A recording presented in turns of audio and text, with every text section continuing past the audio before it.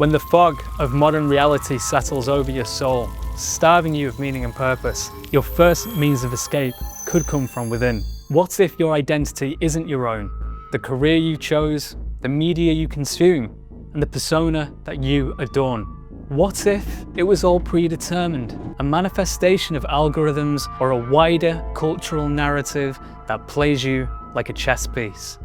The simple truth, whether we like it or not, is that a large part of our waking existence is borrowed from outside influences. From the recent headlines we've seen in the news, to the clips we scroll by on social media. As they manifest thoughts in our heads, we have to question, are these thoughts really ours?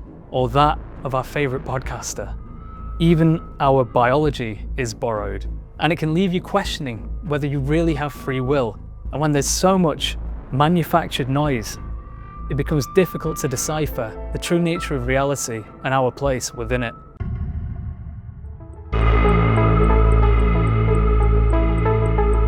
In 1913, Carl Jung began having visions of countless dead and a sea of blood across Europe.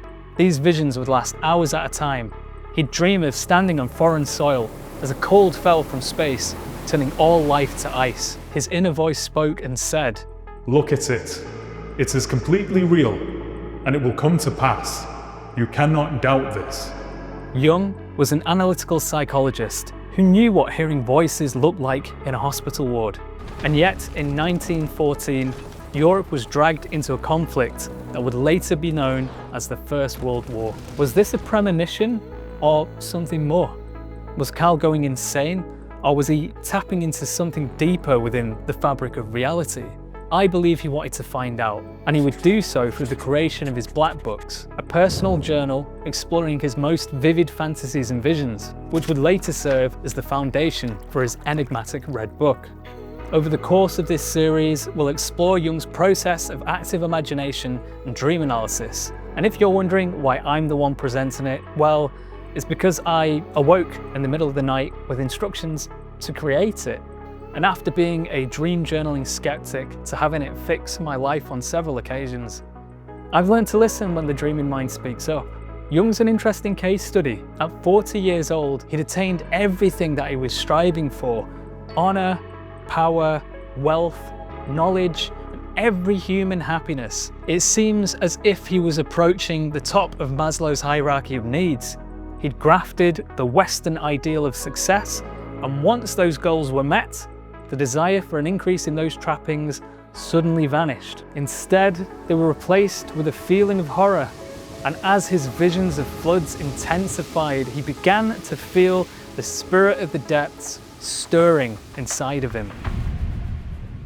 In an attempt to self-actualize, Carl allowed the spirit to speak through him. "My soul, where are you? Do you hear me? I speak, I call you. Are you there?" The voice in his head sought to reconnect with a lost part of himself. It spoke of its lived experience leading it to the divine. Excitedly, this spirit wanted to share its knowledge that to avoid life was to instead choose a false path. "Life has led me back to you. Let us thank the life I have lived for all the happy and all of the sad hours. For every joy, for every sadness, my soul, my journey should continue with you." Jung felt a separation between his conscious mind and this spirit of the depths. He manifested these words, but felt as if he was being forced into thinking them. And yet, in doing so, he considered that maybe his soul could be a living and self-existing being that he might have lost. This new modality of thought went against his default line of thinking, which he would aptly refer to as the spirit of this time. This spirit was a conceptual framework of Jung's, which is focused on utility and value. The spirit of this time sought after reason and explanation. Imagine it as a scientist organizing facts and figures to make sense of the world. It held a very different interpretation of the soul. Now, the soul in a post-religious society is an ambiguous term. Many dismiss its validity altogether or have interpretations that are more rooted within biology and psychology rather than mythology.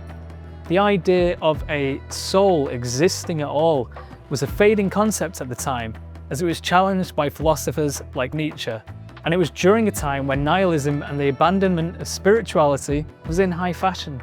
Let's just say, the spirit of this time was very rigid in its interpretation of the soul. The soul is a thing dependent on man, which lets herself be judged and arranged, and whose circumference we can grasp. With these two spirits manifesting thoughts within his head, Jung had concluded that what he had previously labelled as his soul was in fact a dead system, and that in order to bring it back online, he'd require a rebalancing of his perception of tangible reality and his inner symbolic representation of it. The image of the world is half the world. He who possesses the world, but not its image, possesses only half the world, since his soul is poor and has nothing. The dialogue between these opposing spirits had intrigued Jung, and with each passing night he would continue to call out to his soul, until he settled on the idea of dreams being the driver for this reconnection. Dreams are the guiding words of the soul. Why should I henceforth not love my dreams, and not make their riddling images into objects of my daily consideration? Jung felt the spirit of this time stirring, and so he responded. You think that the dream is foolish and ungainly? What is beautiful? What is ungainly? What is clever? What is foolish? Then the spirit of the depths started emanating from Jung. Dreams pave the way for life. They determine you without you understanding their language. One would like to learn this language. And with this, Jung would embark into the deep of his own mind. On the third night, Jung began writing down all the dreams that he could remember. The meaning of this act was dark to me. Why all this? Forgive the fuss that rises in me, yet you want me to do this? What strange things are happening to me?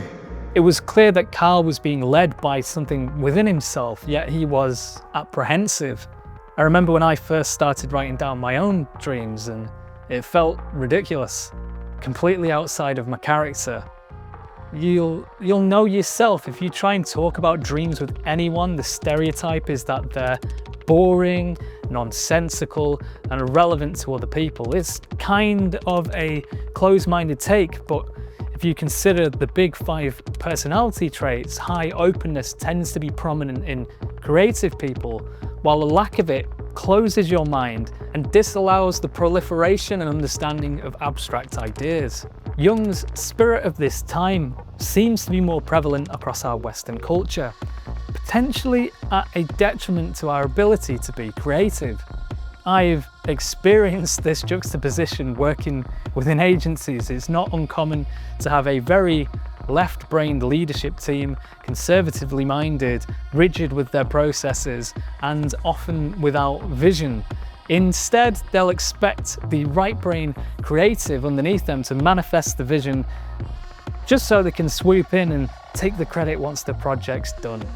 Yes, so there are obvious clashes everywhere you go, and it often falls down to faults on both sides. The left-brained account managers and project leads, sometimes the stakeholders as well, get too caught up in the processes, while the right-brain creatives go off on tangents that might appear too abstract to those without the same sensibilities. I personally think a creative director leading those projects is key in those scenarios, which would be someone who can have the right-brained vision and then translate that into left-brain language so everyone's on the same page, no matter your psychological composition. But I'll get off my soapbox because Carl wasn't really interested in the inner workings of marketing and advertising in 2025, so I'll get back to it. In Jung's continued pursuit of the soul, he filtered through contradicting feelings, became aware of his doubts and fears of reflecting on inwards until his soul finally spoke to him. This fear testifies against me. It was questioning Carl's commitment to the process, as it sensed an unease and resistance to the unknown and often terrifying aspects of the unconscious mind. This fear highlighted his disbelief and doubt in the enormity of the sacrifice required for this inner path, suggesting that he was still too cheap in his approach to the process.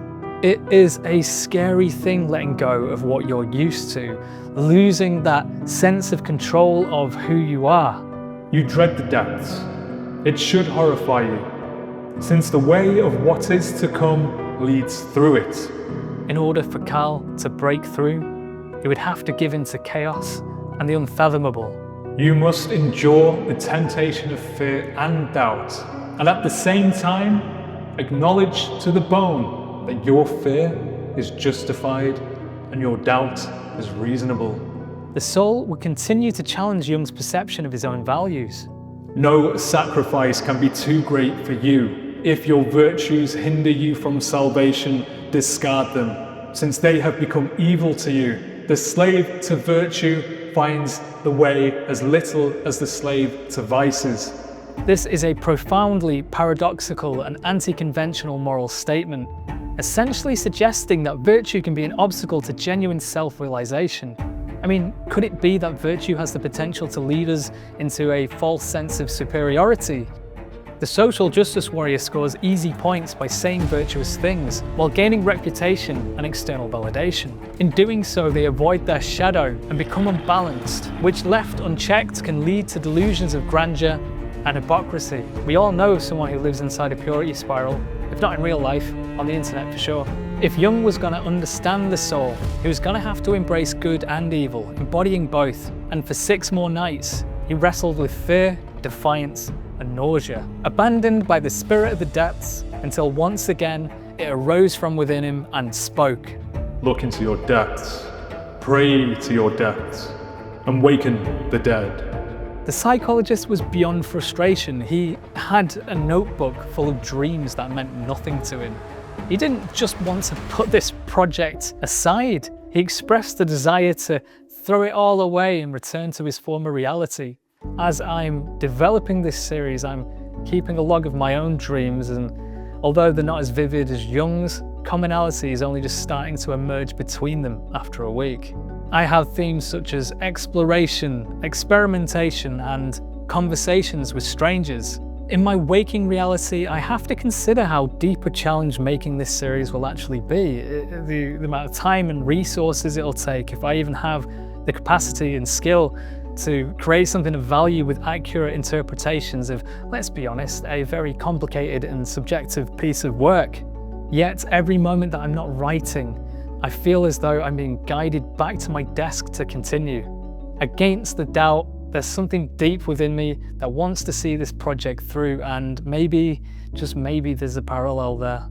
Although Jung had reservations about moving forward, the spirit of the depths had other plans for him and forced him back into himself. And what lay within was a desert. A barren land with nothing but hot sand stretching towards an empty horizon. This was the state of Jung's soul, and I would argue it's the case for many of us living in the West.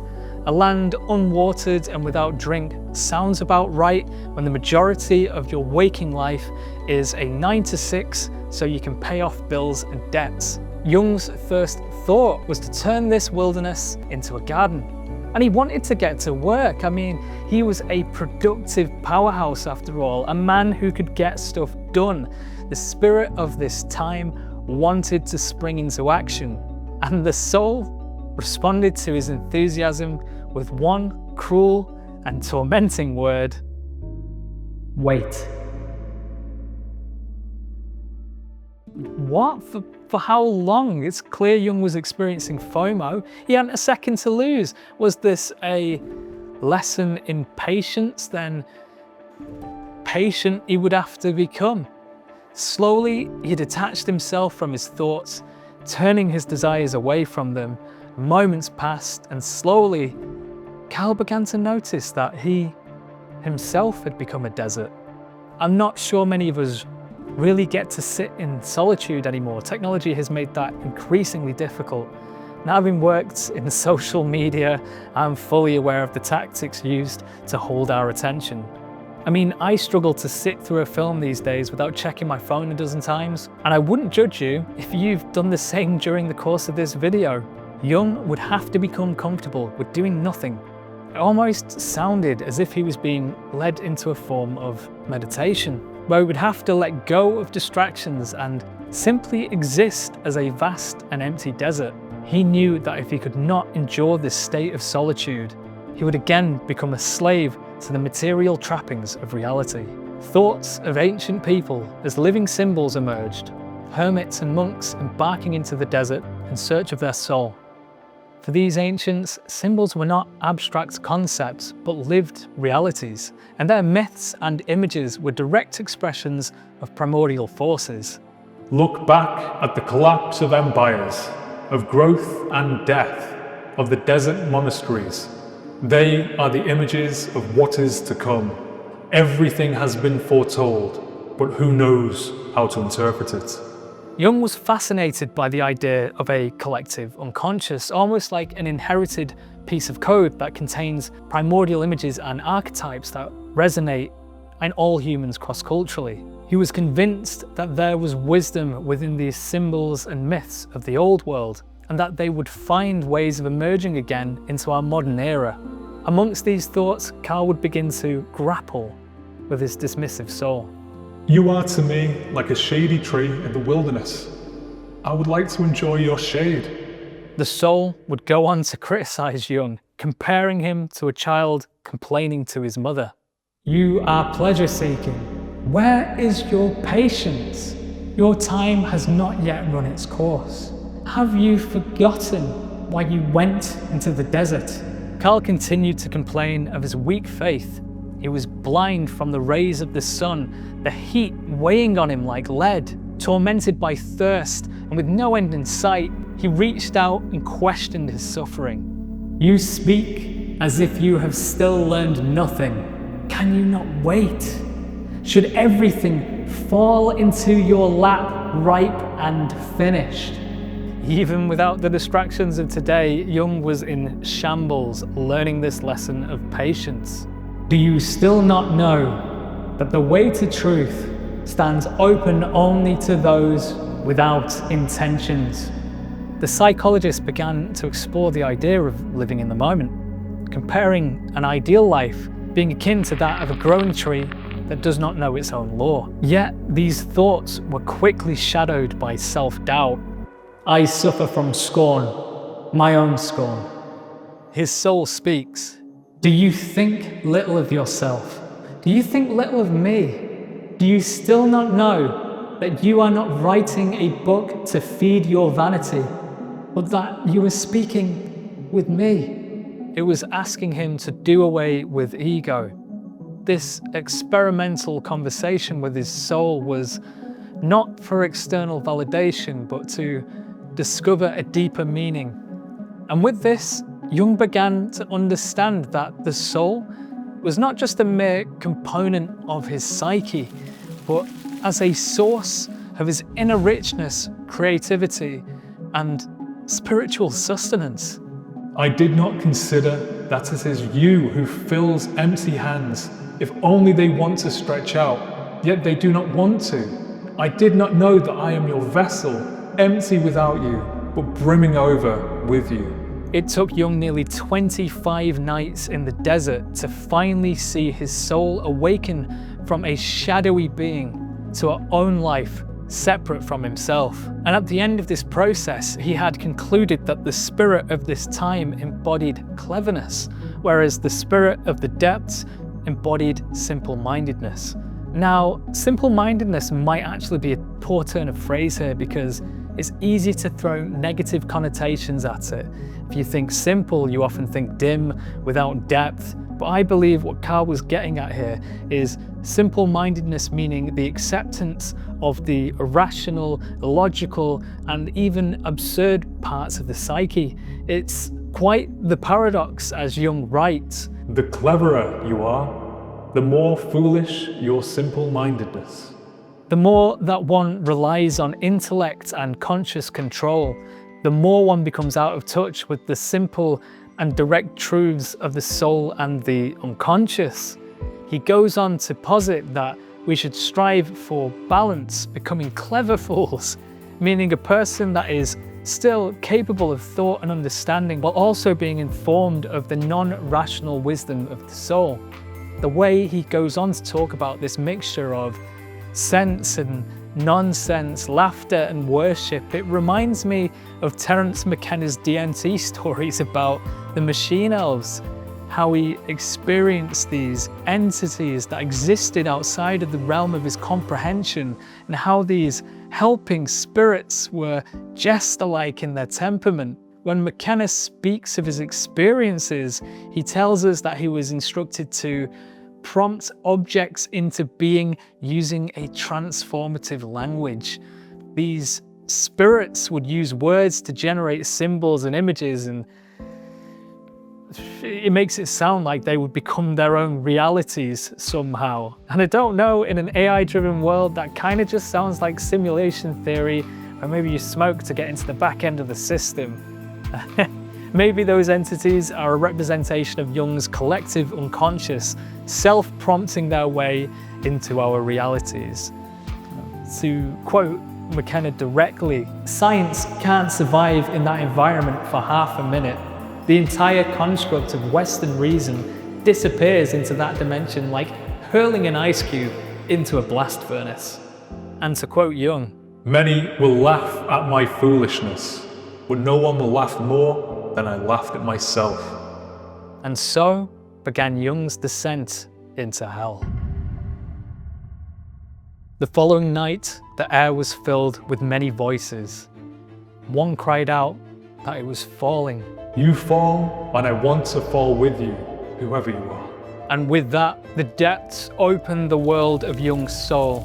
He landed ankle deep in the black dirt of a dark cave. As the shadows swept over him, he made for a crack in the wall that led to black water.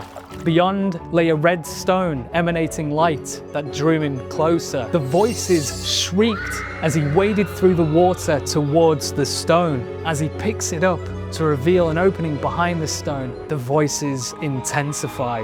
He narrows his focus and places his ear towards the opening. Here, something wants to be uttered.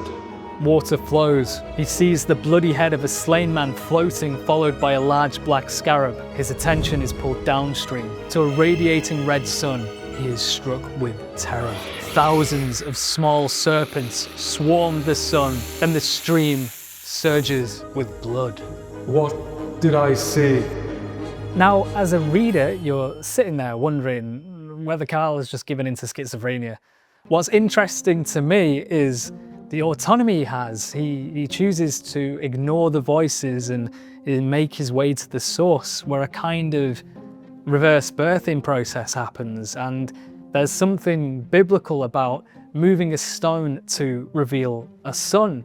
We've all heard about the symbology of walking towards the light when you die. I mean, there's a debate around whether you should or not, but maybe that's content for a different series. But the dead man and the scarab are interesting to me, as it's symbolic of the Egyptian god Khepri, who is associated with the rising sun, creation and rebirth. At this stage, I'm left wondering whether the serpents are defending the source or converging onto it to obscure it from Jung's view for unknown reasons. I guess everyone knows the role of the snake in the Adam and Eve story as well, and how it tempts them towards forbidden knowledge. Jung writes, "My spirit is a spirit of torment. When the desert begins to bloom, it brings forth strange plants. You will consider yourself mad, and in a certain sense, you will in fact be mad. If you enter into the world of the soul, you are like a madman, and a doctor would consider you to be sick. What I say here can be seen as sickness, but no one can see it as sickness more than I do." He would go on to write again about the juxtaposition between the spirit of this time and the spirit of the depths, claiming that individually these spirits were ungodly and that they would only become so through balance. For 25 days, he would spend his waking life with the spirit of this time, giving his attention to the real, rational world. It was only at night when he embarked on his journey with the spirit of the depths into the desert. "This is how I overcame madness. If you do not know what divine madness is, suspend judgment and wait for the fruits. He claimed that sickness comes to man when your focus leans too heavily on either practice. And he goes on to further elaborate his visions as well, suggesting that the wider human conflict comes to pass when enough members of a community have avoided individuation. He reflects back on the dead man floating down the stream with the scarab beetle, and he says, "When do men fall on their brothers with mighty weapons and bloody axe? They do such if they do not know that their brother is themselves. They should sacrifice the hero in themselves, and because they do not know this, they kill their courageous brother." So what does it all mean? Is it just the ramblings of a madman, or was there something more to his musings? My thoughts are, it's more relatable than you might initially think. Sure, Jung was a super genius, most of us aren't, but his experience at 40 years old was that of someone who'd lived the corporate grind and had become burnt out by it. He had money, fame, respect and power, yet he was sickened by a lack of connection to a deeper meaning. And he realized that he wouldn't find that meaning without becoming introspective. This whole saga wasn't an easy feat for him. He worked with patients who had suffered with delusions and hallucinations, and if anyone around him at the time had any idea what he was indulging in, it could have ended his career at best and put him in a mental institute at worst. He was all about balance and suggesting that the way of finding that is different for everyone. You could argue that people who spend a little too much time indulging in fantasies might need a bit more of a conservative structure. And then on the reverse of that, people who are too locked into a routine might need to work on becoming a little more open-minded and spontaneous. At the heart of it, when our need for autonomy, competence and relatedness is frustrated, our motivation and well-being falters. When these needs are supported, the meaning, it returns. While writing this episode, the Ukraine-Russia war is escalating, and it's kind of daunting that NATO is being provoked into a wider conflict throughout Europe. I'm starting to think that Jung's insights might actually have some value in avoiding a third world war. I've been sitting on this idea that civilization runs in cycles. When things are on the up and the money is flowing, everyone is welcome and there's plenty of opportunity to go around. Then over time, as society falls out of balance with a small number of people becoming increasingly greedier and driving inequality on the many, the younger population begins to feel as though they're locked out of the system. They can't find work, they can't afford a home, there's no guarantee of a pension in their future, and the system, well, it just isn't benefiting them the same way as it did the past generations. These kids get angry, and rightly so, and eventually you end up with a situation like Nepal, where the youth rose up, burnt down parliament, and eventually elected new leaders through discord, which is mental. Well, let's say that you're in power and you aren't responsible with it. What happens? Well, you eventually fall out of balance with yourself, and as a consequence of that, society crumbles underneath you. And if you do rule and are greedy and don't like sharing, how do you prevent those beneath you from punching up? Well, you get them to punch down. You turn your civilians against each other. You encourage nationalism, and instead of redistributing the wealth effectively, you close your borders and you drive greater internal division.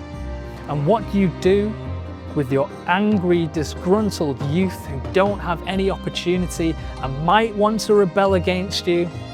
Well, you send them off to go die in a foreign war. Is this sounding familiar? Simply put, if you do not conquer yourself, you'll attempt to conquer others. To wrap this first episode up, I think it's important for each and every one of us to become introspective so we can find solutions to problems without deflecting blame and causing others harm. In my own life, when my routine becomes a little bit too rigid, I record my dreams, I look for key themes, and I try and find direction from them. I mean, I recently dreamt of a map of Wales, and the next day, doom scrolled past a video about a lighthouse in Yin's Landwin. And then the day after, we drove 2 hours to check it out. My wife and I realised that we hadn't done a spontaneous trip like that in over a year. We'd been too caught up in the admin of adult life, and we're both a little too career focused, and this act of dream journaling broke us out of that routine. It reminded us that we're more free than our daily lives make us out to be. It reintroduced us to photography, and we got to go on an adventure.